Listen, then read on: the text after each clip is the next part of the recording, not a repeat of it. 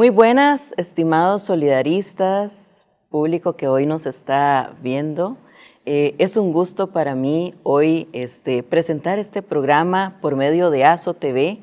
Hoy estamos en el Holiday Inn Sabana, pero que está ubicado en La Uruca.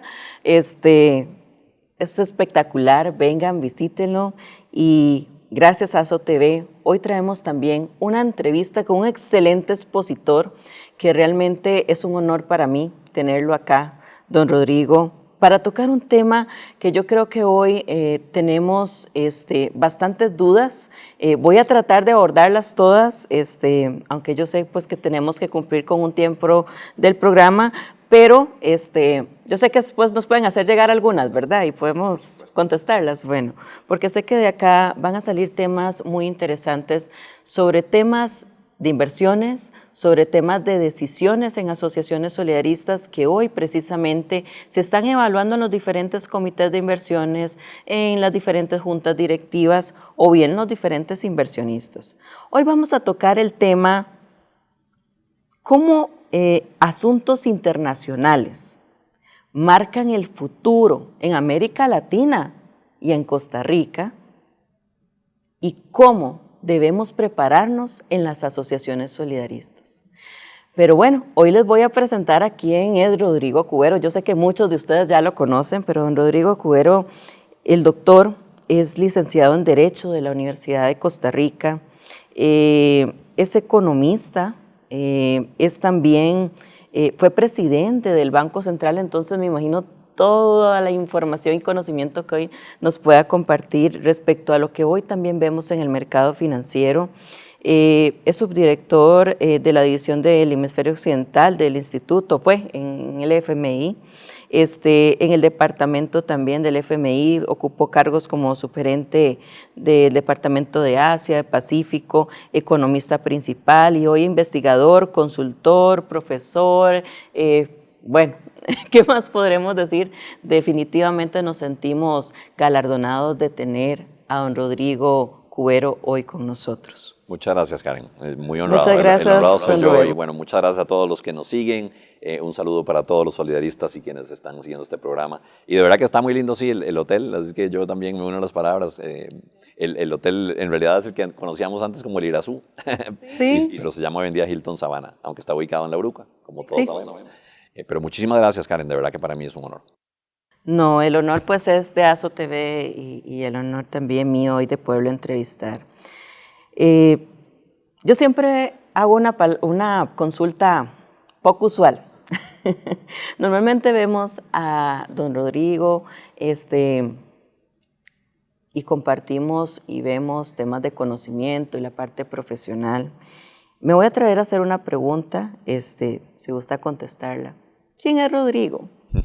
¿Quién es Rodrigo? Porque yo sé que detrás de cámaras muchos miran, sí, es una persona que conoce un montón. Pero ¿qué le gusta hacer a Rodrigo? ¿Qué nos podrías compartir de esto? Bueno, soy una persona de familia, padre de 3, niño curioso. La verdad me sigo considerando un niño porque sigo de alguna manera sintiendo ese gusanito de la curiosidad que yo creo que todos tenemos que esforzarnos por llevar adentro, ¿verdad? Y no dejar que se muera ese gusanito de la curiosidad. Me gustan muchas cosas, pero sobre todo me gusta conocer gente, me gusta la lectura, me gusta viajar, comer, me gusta el deporte, hago ejercicios y me encanta poder mantener la vista abierta a cosas nuevas. Y ciertamente creo que eso define mucho lo que ha sido mi vida, porque he andado por muchos lados, he vivido en muchos países, he estudiado muchas cosas distintas. Empecé con ingeniería, terminé pasándome a Derecho y Administración de Negocios, pero allí en el camino me enamoré de la economía. Y estudié también bastante filosofía y la verdad que todo me encanta, la historia me gusta mucho y leo de temas muy diversos, entonces mantengo, digamos, el ojo abierto a temas nuevos que me puedan deslumbrar cada día. Claro, bueno, le robo las palabras, niño curioso. Y entonces en ese niño curioso, cuénteme algo. ¿Ha tenido usted alguna experiencia con alguna asociación solidarista en Costa Rica? Sí. ¿Qué opinión le merecen las asociaciones solidaristas en Costa Rica? Bueno, yo sé que allá están así como, ay, a ver. Bueno, la verdad que una relación de admiración de toda la vida, porque cuando uno empieza a estudiar la historia económica de Costa Rica, y para mí esto es algo que arranca desde mis inicios en la Universidad de Costa Rica, empieza uno a aprender la importancia que han tenido las asociaciones solidaristas como un modelo de desarrollo social en el país, ¿no? Como una forma distinta de vincular al sector trabajo con el sector empresarial, distinta, digamos, al modelo sindicalista, que es normalmente, o por lo menos lo fue tradicionalmente, un modelo de confrontación. Y las asociaciones solidaristas surgieron sobre la base más bien de la colaboración, y la colaboración para el bienestar de los trabajadores. Y yo creo que esa filosofía de las asociaciones solidaristas y del solidarismo en general, del movimiento solidarista en Costa Rica, ha sido realmente un motor no solo de crecimiento y prosperidad, sino también de oportunidades y de igualdad en el país. Entonces, desde los 80 empiezo a ahondar en, digamos, la literatura sobre la historia del movimiento solidarista en el país. Pero ya después, profesionalmente, me tocó, a pesar de que viví 25 años fuera del país, cuando regreso en el Banco Central, me dan la oportunidad de ser miembro de la Asociación Solidarista, y lo primero que hice fue vincularme a la Asociación Solidarista. De manera que fui miembro mientras estuve en el Banco Central en esos 4 años que me enorgullecen profundamente, y agradeceré siempre al destino, a la vida y sobre todo al señor expresidente de la República, don Carlos Alvarado, de haberme dado esa oportunidad. Ahí pude vincularme ya directamente como miembro de una asociación solidarista. Qué bueno, y qué bueno escuchar esto, porque entonces estamos bajo una persona que no solamente nos viene a compartir temas internacionales, sino que conoce el modelo solidarista en Costa Rica. Y entonces creo que va a ser una charla muy interesante. Allá donde estén, desde sus casas, trabajos y demás, vamos a ya entrar en materia internacional, que hoy yo creo que nos ocupan a muchos, o nos preocupa, porque realmente es poco tal vez lo que podamos hacer sobre las decisiones de otros, pero mucho sobre lo que podamos hacer sobre nuestras decisiones como gerentes, como directores en una junta directiva, ¿qué podemos hacer ante el entorno que hoy tenemos en materia internacional? Vamos a ver, en materia internacional hay varios temas que hoy nos ocupan, como por ejemplo las decisiones de Trump. Entonces dirá, otra vez Trump. Bueno, Donald Trump ha tomado esos primeros pasos en poner en práctica lo que son, bajo su agenda, ¿verdad?, que promete llevar a una transformación del gobierno federal. Entrando en materia, don Rodrigo, yo voy a poner 3 o 5, pero sírvase usted pues exponernos ampliamente lo que usted considere bajo su experiencia y su proyección.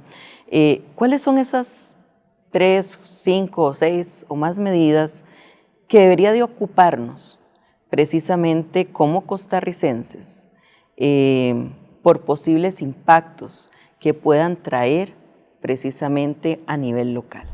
Bueno, y sobre esto, Karen, me parece que lo más importante para empezar a darle forma a esa respuesta es entender que el señor presidente Trump ha hecho algunos anuncios de medidas y ha implementado también algunas medidas que después ha pospuesto o ha retirado, y sí ha tomado algunas que se mantienen. Entonces, ha habido mucho más anuncios de medidas que medidas efectivamente implementadas, porque algunas de las que se anunciaron no fueron puestas en práctica, y algunas de las que fueron puestas en práctica fueron o suspendidas o retiradas. Entonces tenemos, digamos, una combinación de anuncios que tal vez han generado mucho ruido, y de hecho lo han generado en los mercados, y ese ruido en sí mismo es una noticia. O sea, ha habido mucha incertidumbre alrededor de lo que Trump está haciendo y lo que puede llegar a hacer.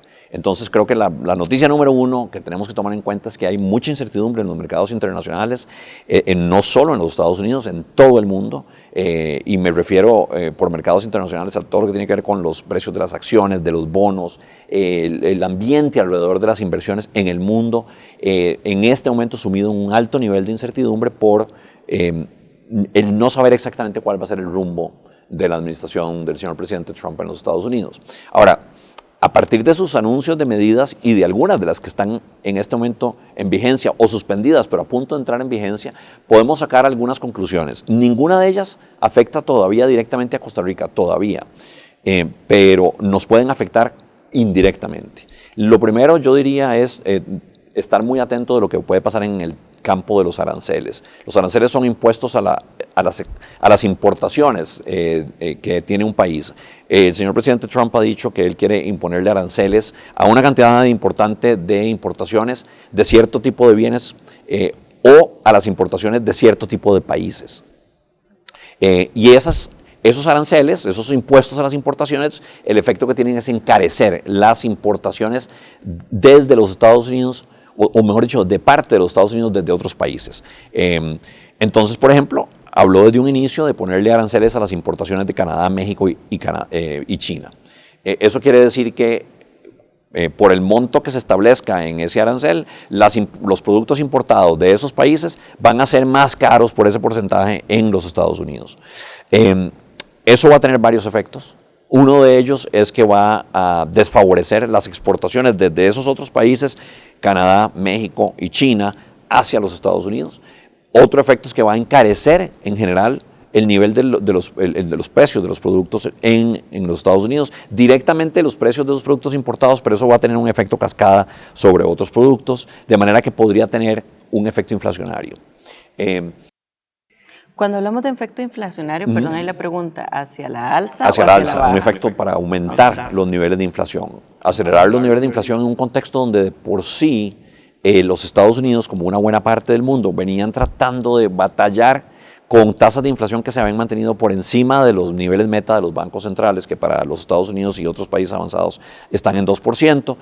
Habíamos experimentado después de la pandemia en el mundo una ola inflacionaria, es decir, un niveles de inflación que no se veían desde hacía al menos 40 años.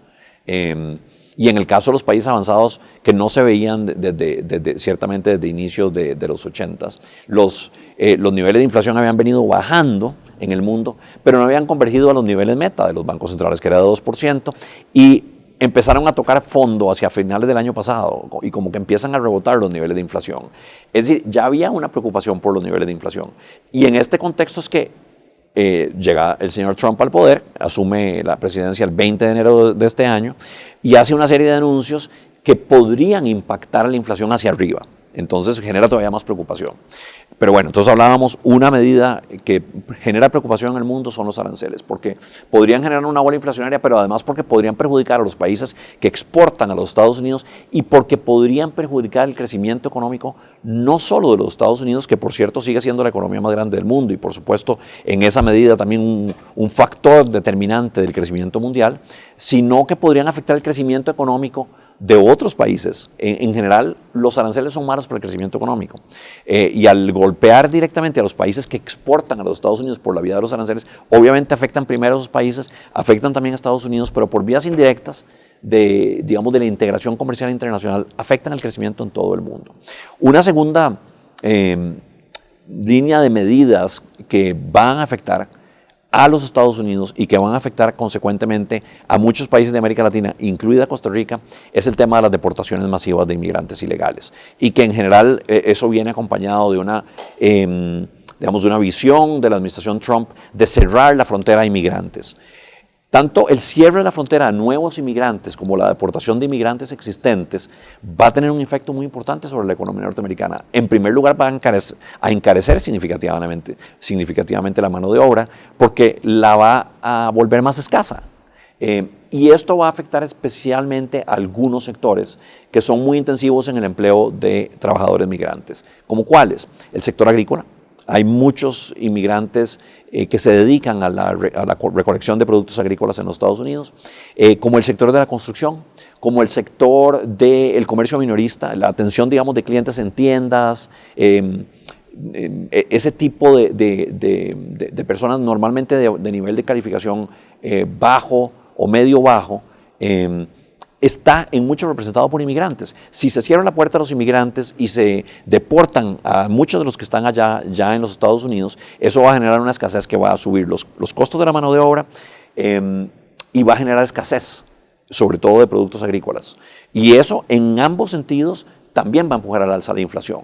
Entonces, la consecuencia de estas dos líneas de medida, la imposición de aranceles a las importaciones y digamos, la política muy restrictiva en relación con la inmigración van a tender a generar un impacto al alza en la inflación. ¿Cómo nos afecta a nosotros esto en Costa Rica? Bueno, en primer lugar, lo de los aranceles nos afecta porque eventualmente nos podrían poner aranceles a los productos que Costa Rica exporta. Todavía no ha habido nada que nos impacte directamente. El señor Trump ha hablado de imponerle aranceles a las importaciones de productos agrícolas. Eso sí nos podría afectar, pero todavía no ha dado detalles. También ha hablado de la exportación, ponerle aranceles a las importaciones de microprocesadores que Costa Rica exporta a los Estados Unidos. Eso también nos podría afectar en Costa Rica, pero no hay detalles sobre esto. No hay, digamos, concreción en esa medida. Todo lo que tenemos es incertidumbre. Pero aún con los aranceles que sí ya están en vigencia, que son los aranceles sobre China, y los que podrían entrar pronto en vigencia, que están suspendidos, pero podrían entrar pronto en vigencia, que son los aranceles a las importaciones desde Canadá y desde México, Costa Rica podría sufrir un efecto indirecto vía las mayores tasas de inflación, que implicarían mayores tasas de inflación en Costa Rica también, porque nosotros comerciamos mucho con Estados Unidos y con el resto del mundo. Estados Unidos es nuestro principal socio comercial, nuestra principal fuente de inversión extranjera directa, nuestra principal fuente de turismo, es una economía muy importante. Entonces, por la vía de mayores tasas de inflación y mayores tasas de interés, puede afectar las tasas de inflación y las tasas de interés en Costa Rica. Y esto a su vez podría tener un efecto negativo sobre el crecimiento de nuestro país. Además, si como consecuencia de estas medidas se desacelera la economía norteamericana, pero también el Banco Central dice que a vamos a crecer.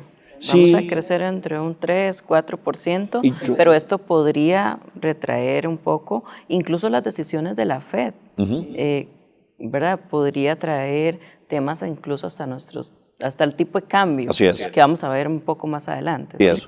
Yo creo que en efecto es posible que el país sufra una desaceleración económica. El Banco Central está previendo tasas de crecimiento cercanas al 4%, podrían ser incluso menores a esas, pero claramente un crecimiento menor al que tuvimos en el año 2024. Es decir, en el año 2025, tendríamos una economía costarricense creciendo, pero creciendo a tasas menores a las que tuvimos el año pasado, como consecuencia de estos shocks negativos. Y hablaba del efecto inflacionario y el efecto de las tasas de interés en los Estados Unidos, pero también la desaceleración de la economía norteamericana, tanto por la vía de las mayores tasas de interés que vamos a observar en los Estados Unidos en relación con lo que se esperaba que fueran esas tasas. No necesariamente que la Fed, que el Banco Central en los Estados Unidos, tenga que subir las tasas de interés, pero al menos no las va a poder bajar tanto como se esperaba que las fuera a bajar.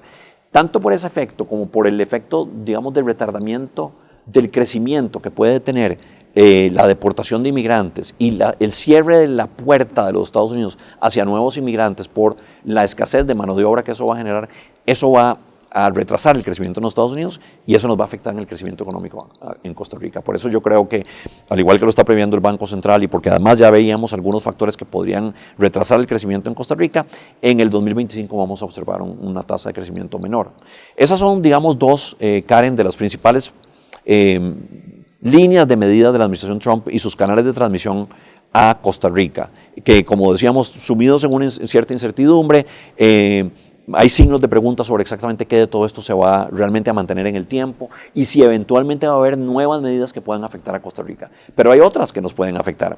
Y una que me preocupa a mí particularmente, aunque sobre esto ha habido todavía menos detalles, es la visión de la administración Trump de estimular la inversión de empresas norteamericanas dentro del suelo norteamericano y no fuera. ¿Y por qué preocupa esto? Porque Costa Rica ha sido tremendamente exitoso como país que atrae inversión extranjera directa. En esa atracción de inversión extranjera por parte de empresas de otros países, hemos sido especialmente exitosos atrayendo empresas norteamericanas.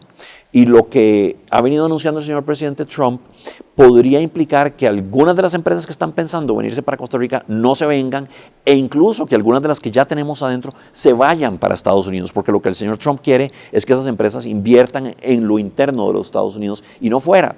Eso podría golpear los flujos de inversión extranjera directa en Costa Rica, eventualmente revertir incluso algunas de las inversiones que ya tuvimos en el país, y eso también sería un efecto muy negativo para el crecimiento económico en el país. Sí, de bastante ocupación porque las asociaciones solidaristas, hay muchas asociaciones solidaristas precisamente. En las empresas de zona franca, empresas extranjeras. Así es, así es. Entonces yo creo que este es un tema, sobre todo esto, y tal vez volviendo a la forma en que usted planteó la pregunta inicialmente, Karen, que es, ¿qué debemos hacer ante esto?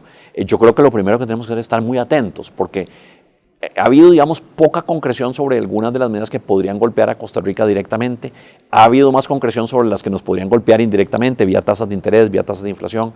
Pero en cualquiera de esos casos, lo que ya se sabe y lo que no se sabe, tenemos que estar tremendamente atentos, porque precisamente el ambiente, el entorno internacional se vuelve hoy en día mucho más incierto. Y sobre eso tenemos que entonces mantener un ojo muy abierto, estar permanentemente atentos a los anuncios, a los desarrollos, a los eventos en la economía internacional, porque como país pequeño y abierto que somos, nos van a afectar.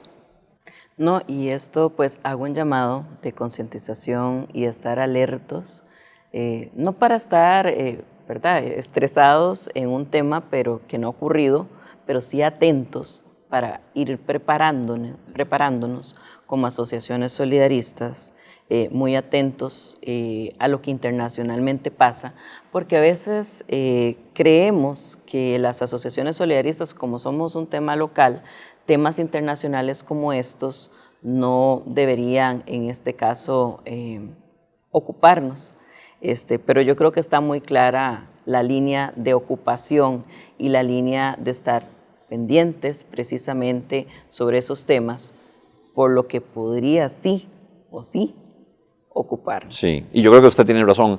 Es importante distinguir entre preocuparnos y ocuparnos.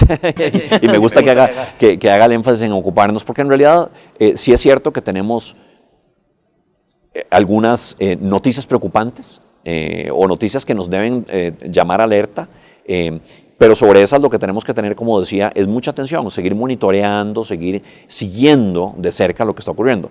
Pero acá en el país lo que tenemos que hacer es dar respuesta a cualquier noticia que nos pueda golpear. Y todavía me parece no hay ninguna. Lo que tenemos que hacer es prepararnos por si hubiera alguna. Y es importante estar preparado más que preocupado. En ese sentido, la ocupación a la que usted se refiere en relación con estas noticias que pudieran golpearnos es una de prepararnos, estar preparados. ¿Cómo nos preparamos en asociaciones solidaristas? Bueno, nos preparamos con estrategias, podemos prepararnos con estrategias prospectivas, podemos estar monitoreando y precisamente estar viendo desde las gerencias y juntas directivas estos temas, asesorarnos debidamente porque noticias de noticias hay y podemos encontrar noticias que nos alertan, pero cuando miramos el fondo tal vez es una noticia que sí que está pasando en otra parte del mundo que podría venir acá, pero no está sucediendo, pero podríamos, por eso hago la alusión mucho de ocuparnos, porque dentro de nuestro círculo de preocupación tenemos que ocuparnos en lo que sí tenemos influencia. Entonces, asociaciones, a estar monitoreando e informarse debidamente, y esto es parte de la responsabilidad que tiene hoy ASO-TV, de informar debidamente a todas las asociaciones solidaristas y a todo el público que hoy nos está viendo. Informe de la OCDE 2025. Ahí miré el informe de la OCDE, es un estudio que destaca algunos logros económicos importantes en el país, temas fiscales también de acciones que se han tomado. Yo miro esto muy bien, sin embargo, señalan algunos desafíos importantes. ¿Cuáles de estos cree usted que podrían impulsar reformas profundas que podrían en este caso ser desafíos para las asociaciones solidaristas? Bueno, así es, Karen, me parece que el informe de la OCDE es un informe de lectura obligatoria para Costa Rica. Aquí hay que echar para atrás y explicar qué es la OCDE. La OCDE, sus siglas significan Organización para la Cooperación y el Desarrollo Económicos, hay una S ahí al final, no es desarrollo económico, es la cooperación y el desarrollo económico, es decir, económico califica tanto a cooperación como a desarrollo, pero es básicamente como se le conoce informalmente, un club de países ricos, esencialmente un club de países que lo han hecho bien, un club de países de economías avanzadas, de economías de mercado con altos niveles de competitividad, de productividad y de bienestar. Y Costa Rica tuvo la buena fortuna de ser admitido en ese club. Y entonces, una de las grandes, de los grandes beneficios, de las grandes contribuciones de estar en ese club de países ricos para Costa Rica es que de pronto empezamos a compararnos con países que lo están haciendo muy bien y nos están permanentemente dando información sobre dónde Costa Rica luce más o menos bien y dónde Costa Rica no luce tan bien. Y este informe de la OCDE 2025 me parece que es de lectura obligatoria para todos los que están interesados en el quehacer público en Costa Rica. No solo los hacedores de políticas públicas, sino aquellos a quienes les afecta también la evolución económica de nuestro país, como todos ustedes en las asociaciones solidaristas. En este informe, en efecto, se pintan luces y sombras, se hablan de factores positivos y cosas donde no hemos estado tan bien. Entre lo positivo es que Costa Rica ha venido creciendo a una tasa buena, que hemos logrado finalmente darle vuelta a la trayectoria que teníamos insostenible para la deuda del gobierno, una deuda que como porcentaje de la economía había venido creciendo y creciendo. Finalmente damos un punto de inflexión y la deuda ha caído como consecuencia de la reforma fiscal de diciembre del 2018. Entonces, en un ambiente de relativamente buen crecimiento, con buena atracción de inversión extranjera directa y un contexto fiscal distinto a partir de la reforma fiscal de diciembre de 2018, hemos logrado obtener buenos resultados en comparación incluso con otros países de la región latinoamericana y de este club de países ricos que es la OCDE. Pero tenemos todavía retos muy importantes, desafíos, como usted menciona, en áreas muy específicas y que a la OCDE le interesan particularmente. Primero, si bien es cierto en el agregado, la parte macroeconómica y sobre todo la parte fiscal ha estado bien, ha estado mejor porque hemos venido observando una caída en la razón deuda-PIB y el déficit fiscal se ha disminuido. Es importante entender que no estamos todavía en buen puerto, no hemos llegado a donde queremos llegar. La razón deuda-PIB sigue siendo alta, todavía tenemos un nivel muy alto de deuda que nos somete a cierto nivel de vulnerabilidad. En segundo lugar, la composición de los impuestos y sobre todo la composición del gasto no es ideal. Vamos a necesitar más gasto en áreas críticas para el crecimiento y el bienestar de todos los costarricenses, particularmente en salud, en educación y en infraestructura, donde sabemos que tenemos brechas importantísimas. Y la OCDE nos dice, tenemos que buscar espacio para seguir incrementando el gasto en esas áreas prioritarias y especialmente, entre otras, el gasto en educación preescolar, que tenemos un hueco muy grande ahí. Y el gasto en salud, porque tenemos presiones demográficas. El país está envejeciendo. Somos una sociedad donde afortunadamente la esperanza de vida al nacer ha venido creciendo y eso ha hecho que, y además nuestros muchachos cada vez tienen menos hijos, ahora tienen más mascotas que hijos, pero bueno, es una decisión y es una decisión válida, pero lo cierto del caso es que las tasas de fertilidad en Costa Rica han ido cayendo, la esperanza de vida al nacer ha ido aumentando y la combinación de estos dos factores implica que la sociedad se nos está haciendo más vieja, es decir, tenemos un porcentaje más alto de personas de más de 65 años en el total de la población de lo que teníamos hace 25 o 30 años.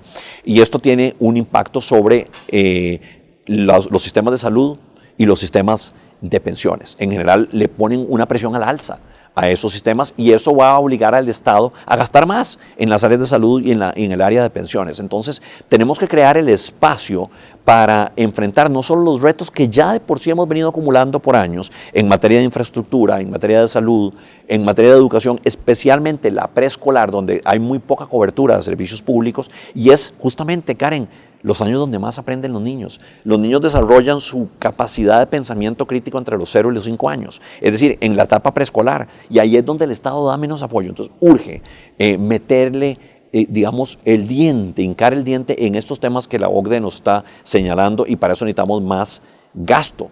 Pero necesitamos a la vez entonces abrir el espacio para ese mayor gasto, reduciendo el gasto en otras áreas menos prioritarias y también aumentando la recaudación fiscal. Y para eso la OCDE nos da una serie de consejos también de cómo podemos ir mejorando la recaudación fiscal. Además, nos da una serie de consejos. Bueno, pero, perdón que aquí hago una acotación. Claro. Aumentando, me imagino que los controles de esa recaudación fiscal. las asociaciones solidaristas hemos estado bastante golpeadas a nivel de más impuestos, más impuestos, más impuestos, y creemos que los más impuestos es la solución. Pero usted acaba de tocar algo muy importante y probablemente por allá en casita o donde nos estén viendo van a decir, y sí, pero la parte escolar, eso es tema del gobierno. Bueno, las asociaciones solidaristas estamos para velar no solamente por el asociado, sino por su familia.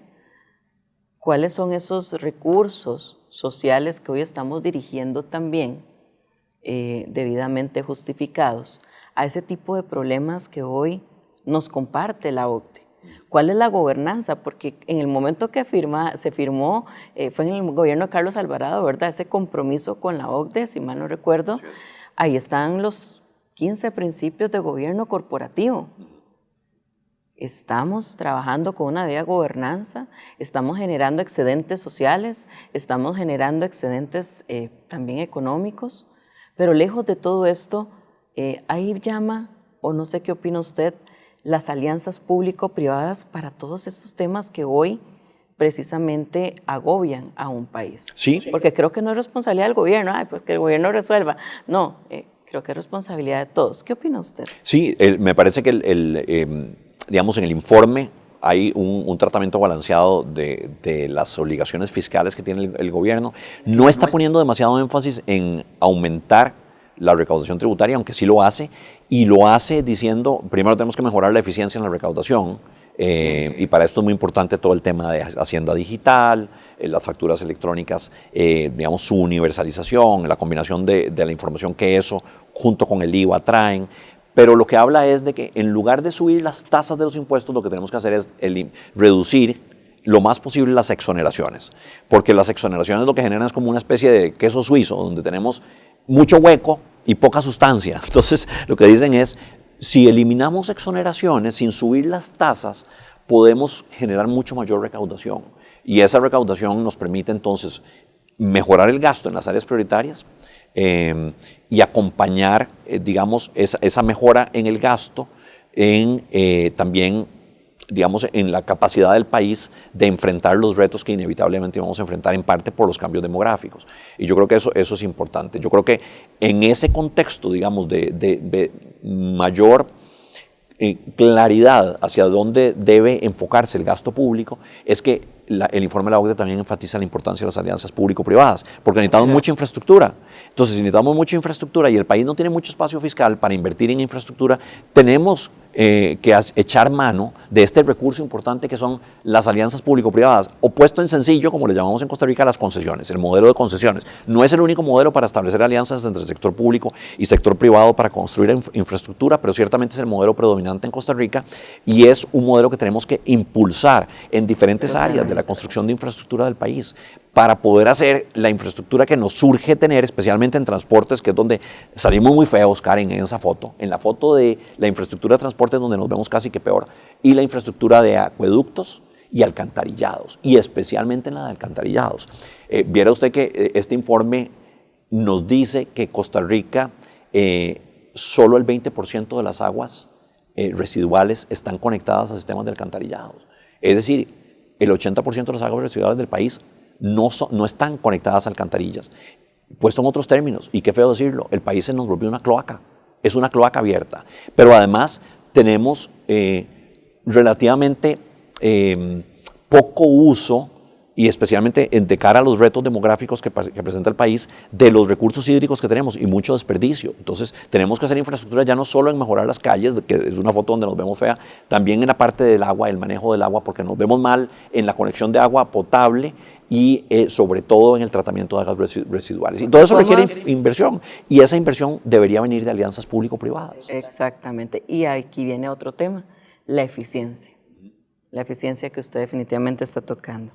Hoy hay una pregunta, yo creo que siempre hacen, pero hey, tengo que hacerla porque realmente todavía la incertidumbre está. Y aprovechando su conocimiento y experiencia, pues resumo ya en estos dos temas que me quedan. El tipo de cambio, ¿verdad? En Costa Rica, bueno, el miércoles llegó a históricamente, creo que después de 11 años, a su valor más bajo. Y esto ha impactado. ¿Por qué? Porque hay asociaciones solidaristas que invirtieron en algún momento en dólares, que hoy tienen que contabilizar pérdidas importantes porque parte de sus inversiones están en dólares. Hay otras pues que están considerando, y acá pues me atrevo a preguntar, en invertir hoy en dólares porque tal vez en 2 años suben, pero bueno, de acá a 2 años van a tener que, ¿verdad? Si el dólar pues no se ubica en la expectativa que se tiene, contabilizar la pérdida en sus estados financieros sobre estos, bajo toda esa incertidumbre que usted hoy nos comenta. Y esto nos lleva pues también a un tema, ¿verdad? ¿Qué cosas deberían estar viendo los comités financieros o las juntas directivas en asociaciones solidaristas o bien el público que hoy nos está viendo, precisamente con respecto a esta incertidumbre que hoy tenemos del tipo de cambio?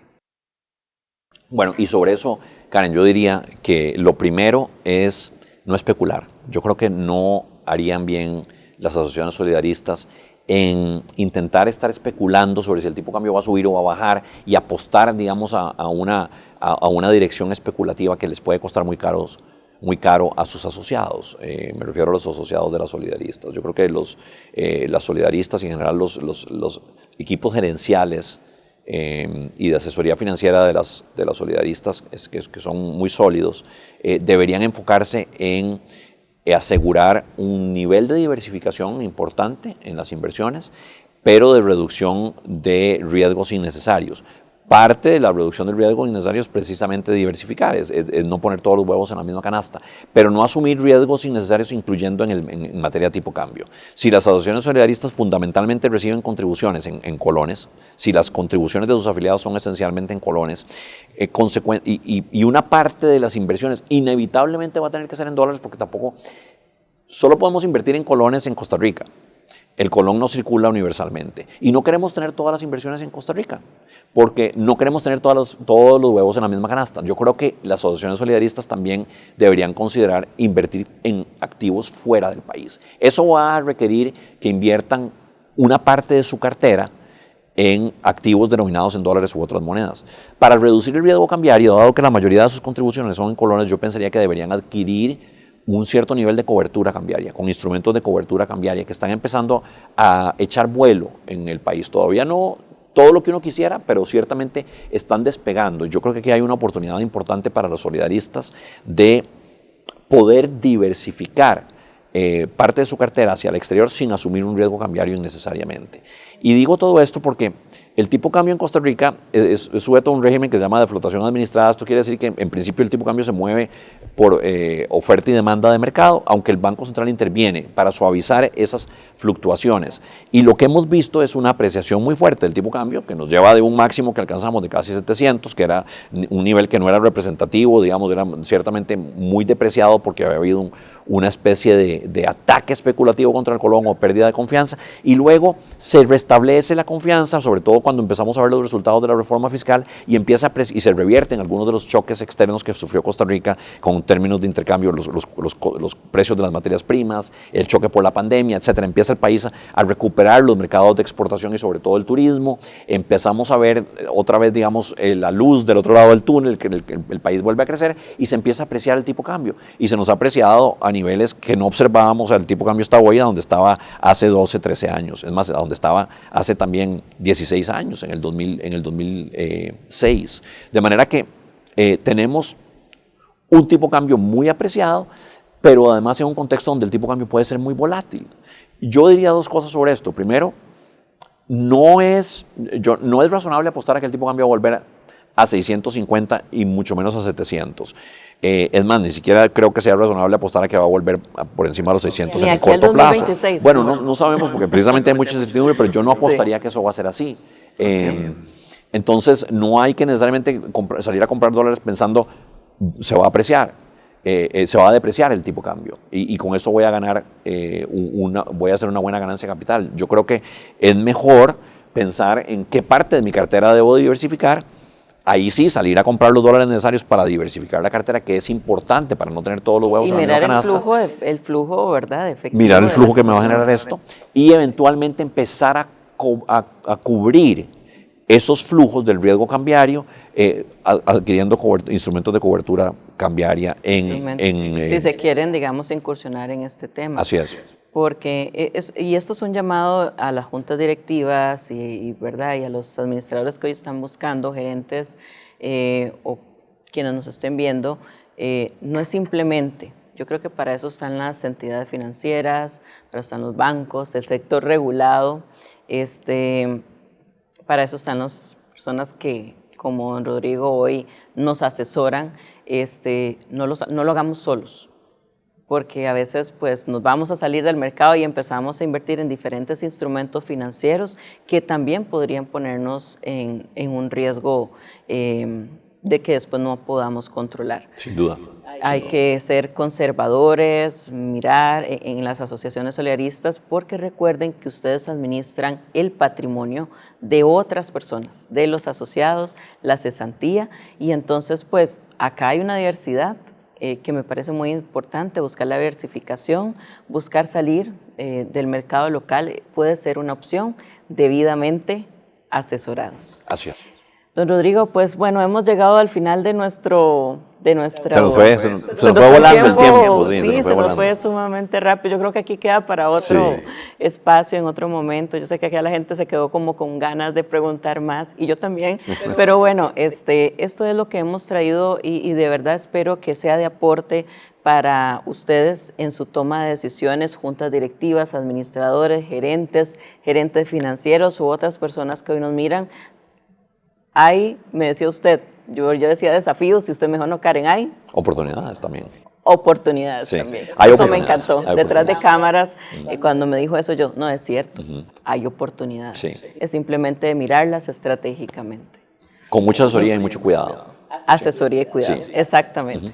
Muchísimas gracias, don Rodrigo. Un gusto, un honor tenerlo acá en AzoTV. Muchísimas gracias, estimado público que hoy pues nos está viendo, solidaristas, asociados y diferentes personas que hoy han escuchado este programa. Muchísimas gracias de parte de AzoTV. Nos esperamos para el próximo programa y muchas gracias a Holiday Inn, que está ubicado acá en La Uruca, que antes era el antiguo Grazú, que hemos hecho porque realmente nos han recibido muy bien y pues las instalaciones merecen de verdad que vengan a conocerlas. Nos vemos. Muchísimas gracias, don Rodrigo. Muchas gracias, Karen. Muchas gracias a todos.